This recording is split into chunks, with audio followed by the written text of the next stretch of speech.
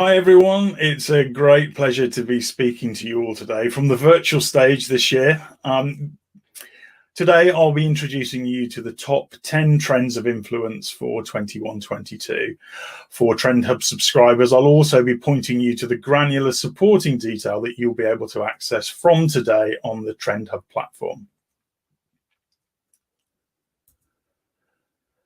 Wow, kind of a lot has happened since we last spoke to you all and we shared our predictions for 2020-2021 last November. The world has changed, food and drink has changed probably forever. And the COVID era is very much the new normal, regardless of progress from a vaccine perspective. And whilst change is deeply unsettling, we can all agree on that, such monumental shifts accelerate change, which themselves are the mother of opportunity. And we appreciate, however, that not all areas of the industry or even geographies will have such clarity on what those opportunities are. But we hope that today will serve to frame some of that clarity. We must remember the successes from previous downturns, brands that we're all familiar with today, businesses like Apple, WhatsApp, Burger King, and Uber, to name a few, that were all ideas conceived during times of downturn and recession. And as experts in trends, little of what we're predicting for the future over the next 2 years horizon is brand new. Yes, trends may have accelerated massively in terms of manifestation and relevance, but it's more of a reordering. It's not all completely brand new. We also recognize that there will come a time when we're COVID-free. But we mustn't think that when that time comes, life will just go back to normal, in inverted commas. It won't. Our experiences and behavior change during this era will shape our future. And as Amelia, who's going to be speaking just after me, she shared with me at the beginning of the year that it takes on average 21 days to form a new habit. Then little more than 2 months, 66 days to be exact, for that to become established, and as much as 254 days for that to be fully formed. And with the duration of time that we've had COVID and the pandemic as an influence in our world, we can all see that at least some of these habits and behaviors formed in this time will take forward into the future. So from last year's global driver of securing the future, so we head this year to a period that we've called owning the reset. Amelia is going to be speaking about this in more detail following my presentation, but suffice to say that owing to global events that we've just talked through, we've seen big shifts in lifestyle this year as people decide how they want to react, how they want to behave, how they choose and consume in times of change. There's also been a reset in responsibilities towards a more self-centered, self-sufficient and self-contained, family-orientated lifestyle. Consumers are aligning themselves with the tribes and influences that they believe can make the positive change needed as part of the reset. So, as always, we've taken thousands of hours of research to date. Our understanding of how society and consumers behave in times of change, combined with our experience in industry, gastronomy, and the human sciences, to use this as a prelude to the future trends horizon. And we've combined this with our sense-making foresight frameworks.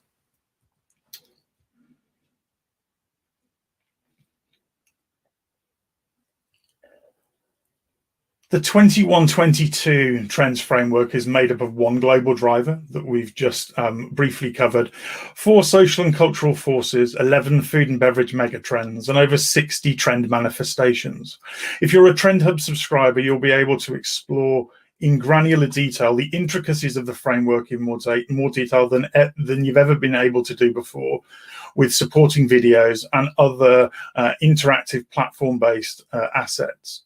What we've done today and what we will do today is focus on the top 10 influencing trends which have been derived from the more granular framework.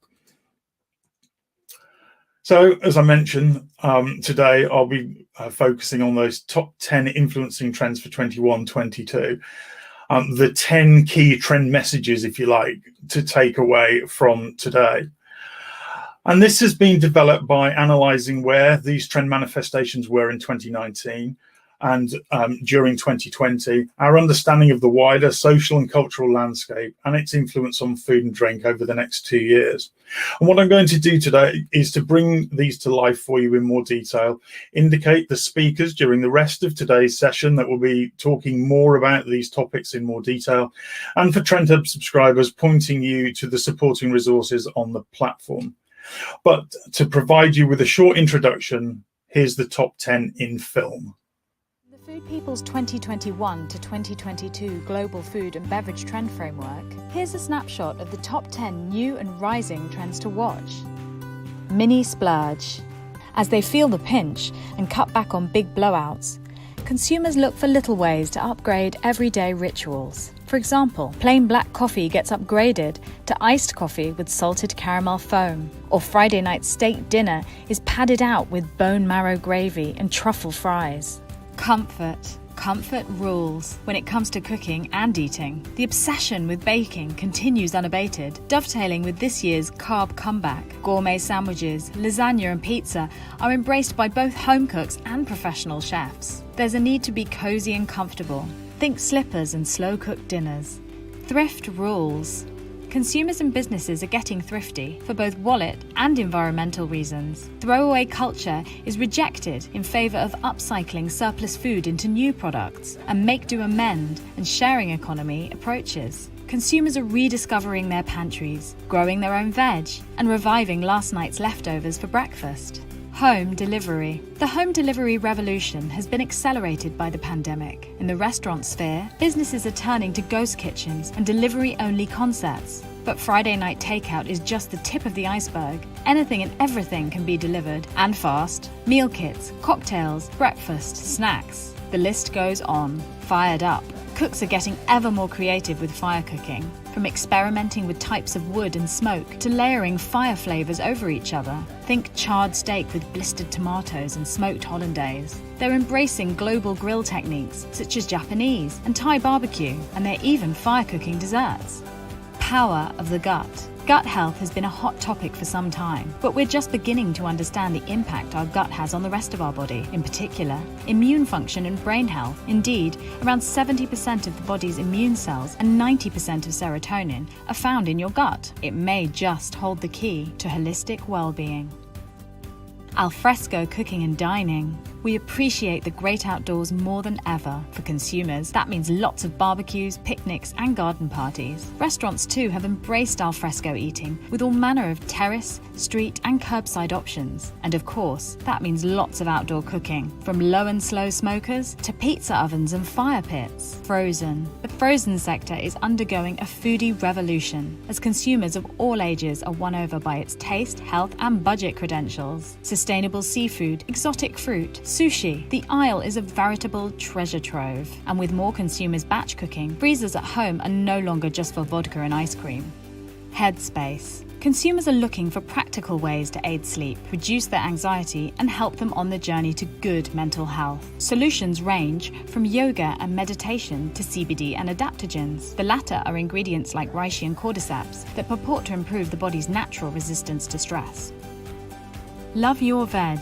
As plant-based eating moves ever more mainstream, consumer attitudes towards vegan products is evolving. Though demand for plant-based alternatives that mimic meat continues, some consumers are seeking out dishes that champion veg front and center, and products with short, identifiable ingredient lists.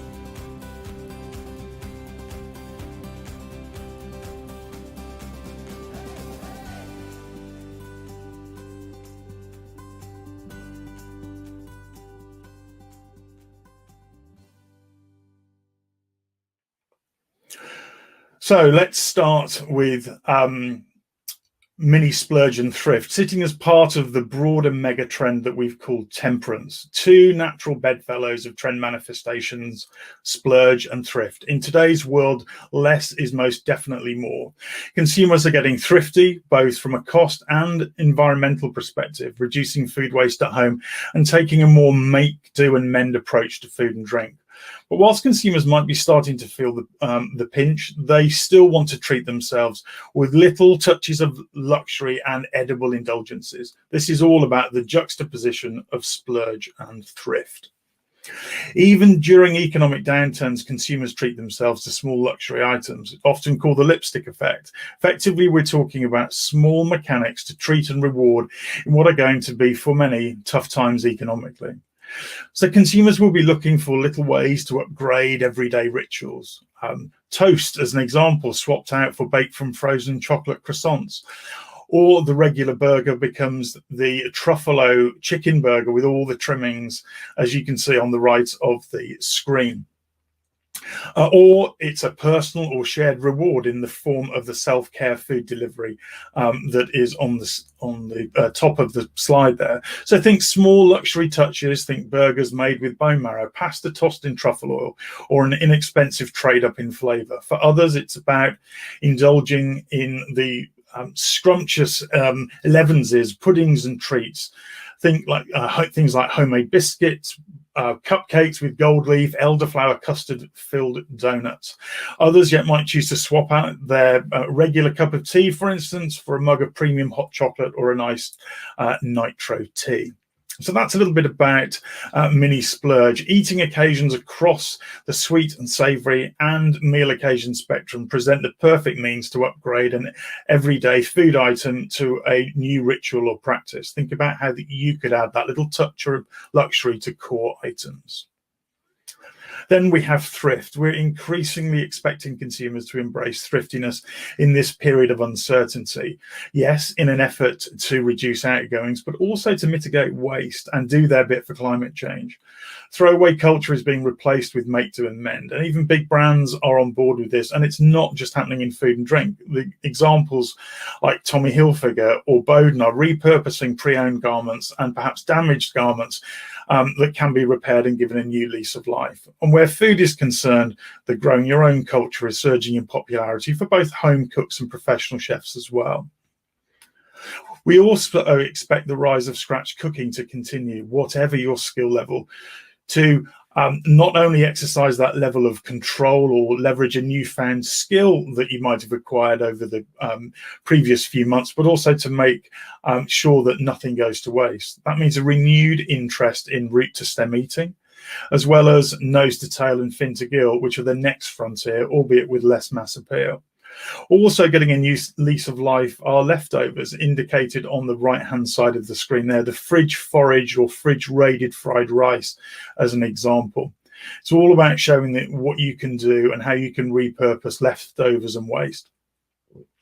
You might be somebody who've mastered sourdough, for instance, but the real badge of honor comes when you've used the excess sourdough starter to make sourdough cookies or muffins or indeed pancakes. Then we move to another area, comfort, sitting as part of the mega trend that we've called the new cocoon. Shaq will also be speaking about this later on in today's itinerary, but from a culinary perspective. The wider world is uncertain and stressful. We're all feeling that in different guises, in different categories, in our personal lives, at home and overseas. So consumers want to make their own little world, i.e. their home, their family, as comfortable as possible. We expect them to continue to seek solace in comfort through larger grocery shops, recipe planning, using organizational apps to keep on top of things. And at a food level, the obsession with baking continues unabated, dovetailing with this year's carb comeback. Things like gourmet sandwiches, lasagna, noodles, and pasta are embraced by both home cooks and professional chefs alike. Comfort is very much set to a rule when it comes to cooking and eating. Comfort is a reassurance. It's a ritual. It's a food, a time, an experience, or a place of safety, either in the present or from a historical point of view. As we've said, the obsession with baking and cooking continues. With all of the foods that I spoke about a few moments ago, but it's not all about slow cooks and cookies. My colleague Scott talks passionately about food being polysemic, meaning it means different things to different people at different times. And this is very true of comfort. And it can just as much be about the noodle, ginger and turmeric broth on the right of the screen, as well as breakfast in bed, or indeed a tray bake, or the scoop and bake cake mixes that you see on the top right example on the screen. Comfort ties in with the wider style and culture trend, which have shifted to the warm and cozy sphere. Over spring and summer, cottage core abound, a warm aesthetic centred around calming idyls, nature and agricultural life. Think country cottages decked out in Morris & Co bedding and wallpaper and so on. And as winter sets in, we're seeing hygge, the Nordic lifestyle movement centred around cosy and contentment, getting a new lease of life, and probably more importantly, a new relevance in this era. In the kitchen, it's all about comfort and ease too, leisurely breakfast, soothing soups and broths, tray bakes, homemade lasagnas, etc. But also old school crock pots and slow cookers are very much back in fashion. As well as being comforting, slow cooking has the added benefit of making a little go a long way. So a cheaper cut of meat becomes a rich stew, simple lentils become a comforting dal. Then we move to home delivery, sitting as part of the megatrend, the new cocoon, but also crossing over with the megatrend flexi channel. Our speaker this afternoon, Simon Browning from Food Army, will be speaking about delivery, on-demand and direct-to-consumer in even more detail. The online and home delivery revolution was well underway pre-pandemic, and its relevance has only been amplified by it. Today's consumer expects to get everything and anything delivered and quickly. Accelerated by the pandemic, this notion of at home has moved from novelty to necessity. Retail brands and hospitality alike are turning to direct-to-consumer and on-demand as an essential evolution of channel strategy. In the new world, the need to get food to people is equally, if not more critical than getting people to food. Established brands from within the sector, as well as emerging competition from outside of conventional delivery channels, and many local and independent businesses are also embracing home delivery and direct-to-consumer. Perhaps the biggest surge in the home delivery front, though, comes from the guises of virtual and ghost hot food brands through dark kitchens or ghost kitchens, or delivered themed food and beverage kits and boxes for every occasion. It's estimated that ghost operations alone globally could reach 1 trillion by 2030. And the pandemic has moved that delivery share of total addressable market forward by a good 2 to 3 years. Some players are so bullish on the sector that they think that just in just a few years' time, if you're somebody who's living in a metropolitan environment, that why would you cook at home? It would be far cheaper, tastier, to always get delivery. We'll see how that evolves over time. As we mentioned, kits, there's one for every occasion. Birthday kits with balloons and cakes, afternoon tea, baking kits, picnic hampers, brunch boxes with fresh pastries, larder kits with produce from local farms. Even the James Beard Foundation in the US gave home delivery its own seal of approval recently when they were featured in their Chef and Restaurant Awards. This relatively new route to market brings with it blurred lines that allow for new partnerships and collaborations to bring consumers everything from restaurant quality meal kits, subscriptions, cocktails, and of course, hot to consume food and FMCG grocery.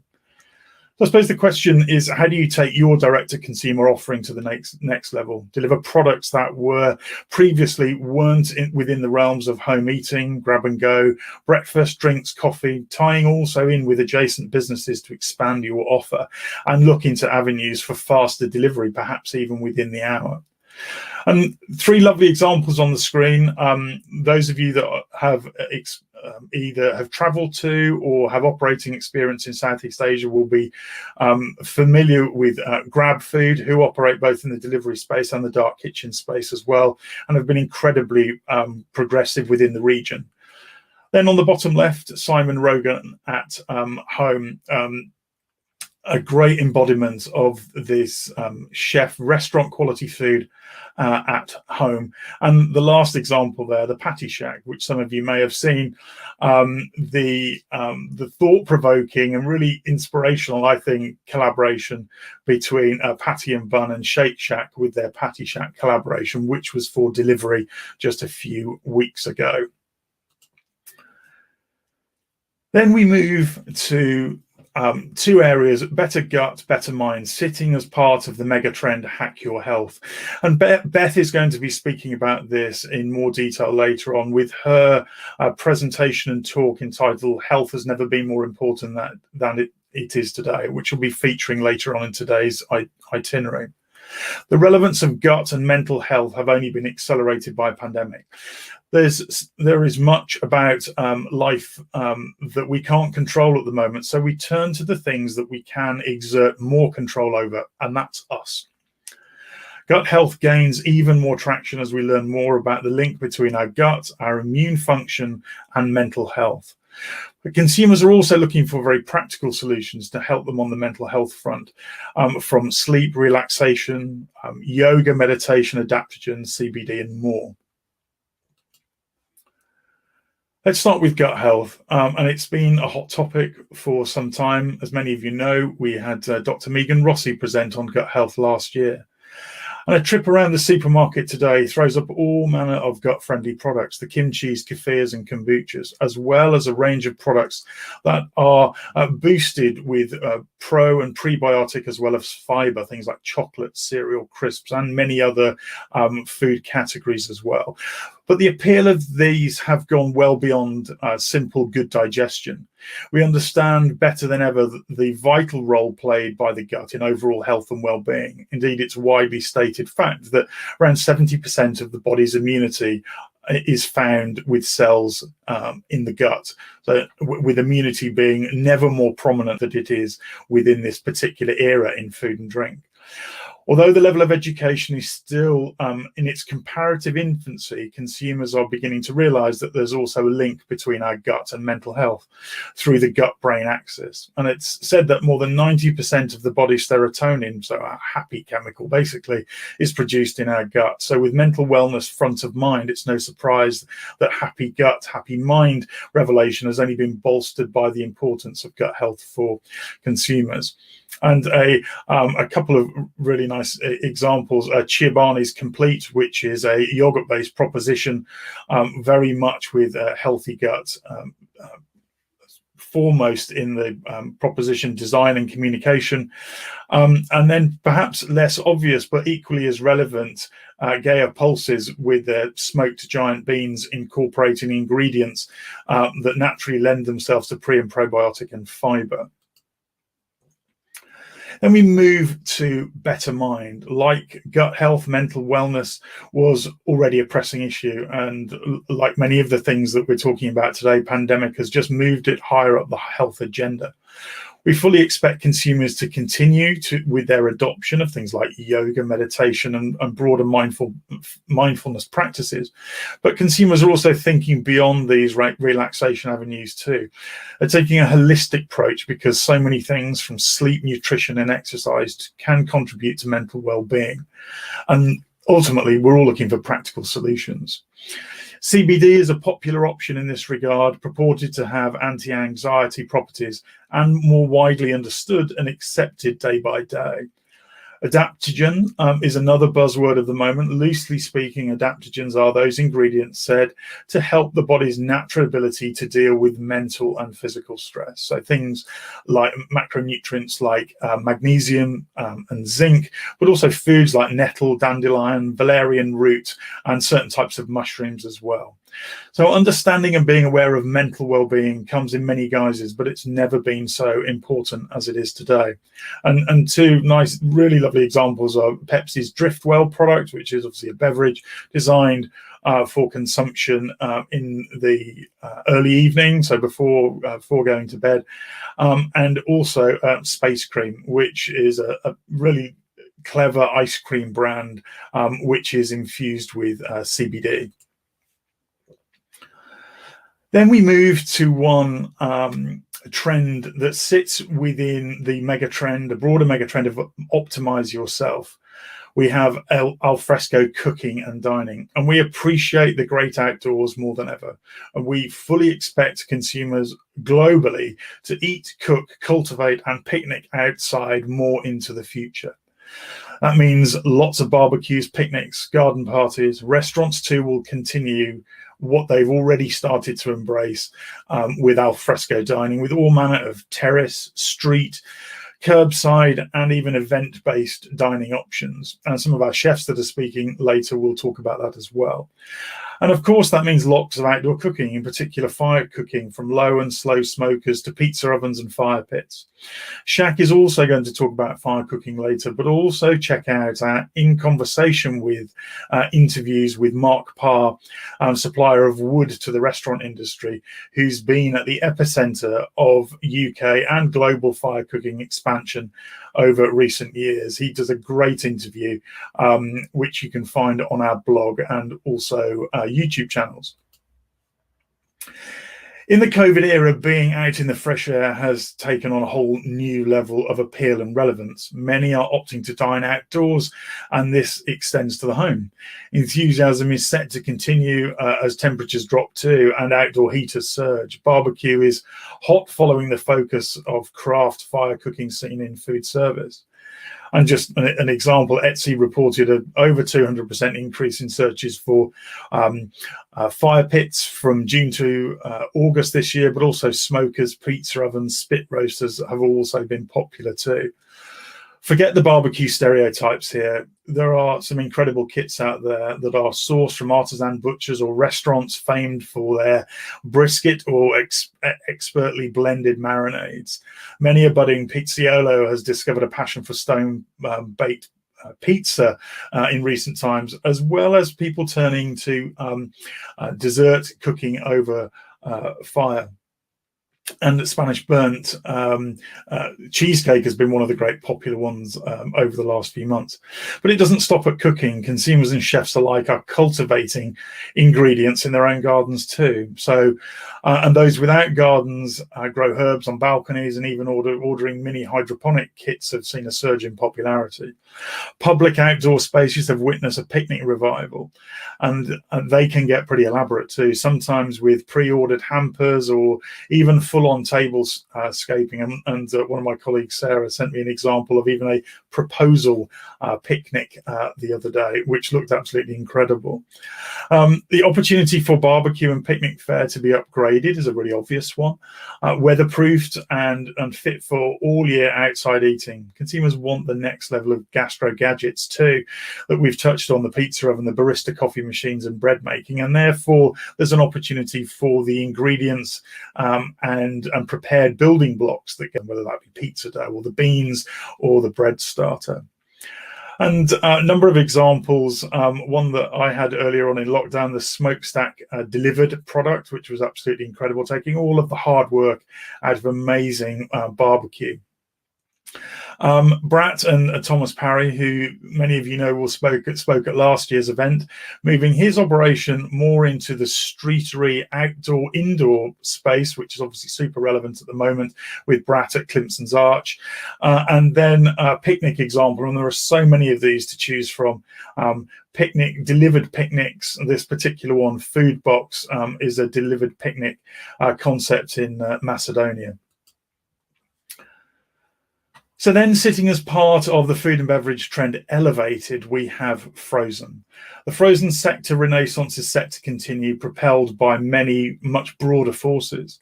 Consumers of all ages are being enticed by taste, health, and budget credentials of frozen food. Fast-paced innovation in product and route to market only amplify frozen foods relevant into the future space. And in times of uncertainty, consumers seek comfort in being prepared in a world where we have to come to expect the unexpected. Frozen has an amplified relevance in the be prepared world, as well as being super convenient, but it's often also more natural, more naturally processed, but just budget conscious relevant, and also supporting a mindful reduction in food waste. The sector is winning over consumers, both old and new.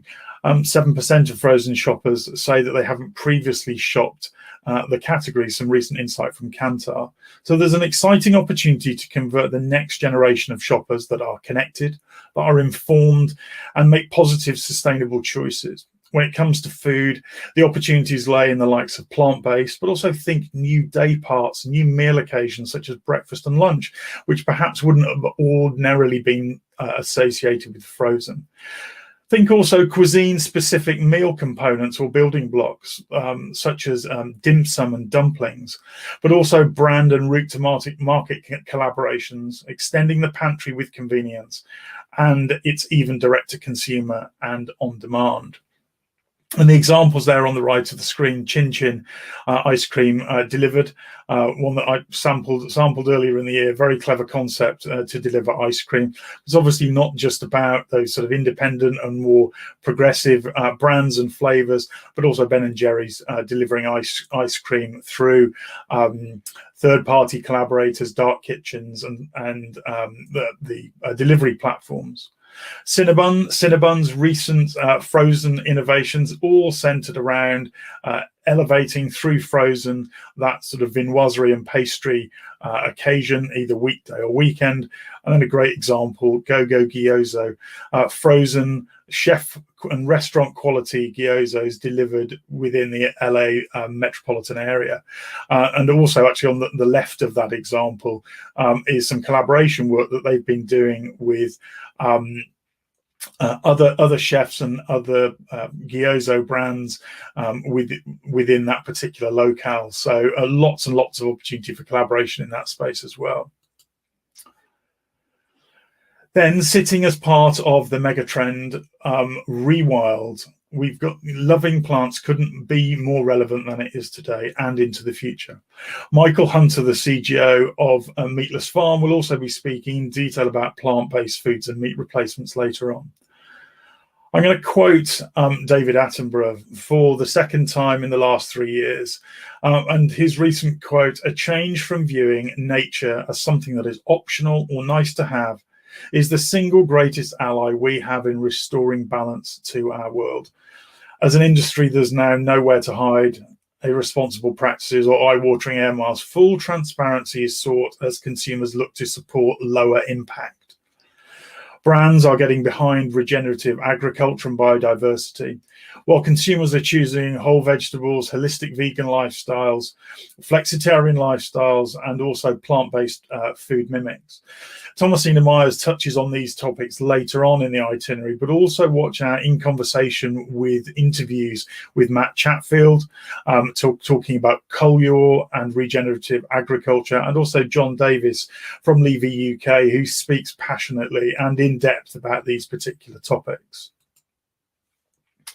So the pandemic pause did nothing but accelerate the relevance of eating plants. If the motivations of human and planetary health, animal welfare weren't enough to tempt consumers to make the shift towards eating more vegetables, plants now also has a hygiene halo in the reset era. In their natural form, we're seeing ever more examples of plants being celebrated, their seasonality and varieties, brought center stage through techniques such as comfying, charring, and fermenting. Chantel Nicholson will be speaking about plant-based cooking later this afternoon. But also remember tofu. Traditional plant-based alternatives are also getting a look in within Love Your Veg. Ultra-realistic meat replacers and alternatives are beginning to move with the rest of food culture. They shift to shorter, more natural and shorter ingredient lists, and we expect this only to continue into the future. In the 21-22 trends framework, we're seeing, instead of just one plant-based trend or trend manifestation, that shift into plant-based washing across so many of the trend manifestations within the 21-22 framework, from health, new routes to market, thrift, comfort, gastro elevation, and sensory standout, to name a few, as our love and appreciation of plants and vegetables moves perhaps from being a trend to more of a food genre in its own right that washes across many of the topics that we talk about. three great examples. As I mentioned, Chantal will be speaking later. This is an example of a dish from her pop-up, All's Well, marinated wonky carrots, cultured cashew cream, and carrot top relish, which looks incredible. For those of you that don't follow, do check out Max Lamana with his almost 400,000 Instagram followers. This is an example from a piece of work he was doing around plant-based Taco Tuesday, and then great work combining home X and 24 Carat. This is restaurant quality vegan food, but delivered. So that wraps up the 10 trend summary, the top 10 trends that you need to take away and remember for 21-22. As I mentioned, if you're a Trend Hub subscriber, you'll be able to explore in granular detail the intricacies of the framework in more detail than ever before, with the supporting videos, interactive maps, and other platform-based assets and infographics.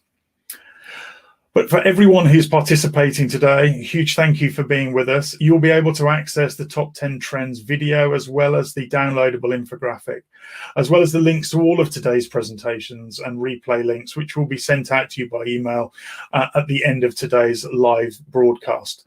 But in the meantime, we'll march on with the rest of the itinerary. Thanks very much for listening.